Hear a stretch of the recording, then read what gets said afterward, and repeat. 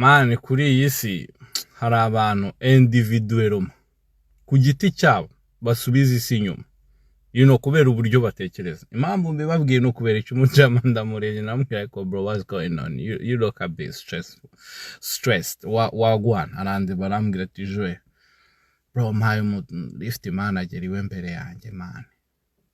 Like how is it a big ufashije umuntu and then you all turn up a body kuko ngo we yagize satisfaction imbere yawe, no kuvuga ngo wowe nta nubwo warangira umuntu akazi kwera ko ufite impungenge kuko umuntu yakira mbere yawe. Bisi abantu nkamwe musubiza l'humanité muyisubiza inyuma, no kuvuga ngo wowe niba ufashije umuntu ifu yuko unamukandagira the same time, ifu yuko ugira akantu ka superiority.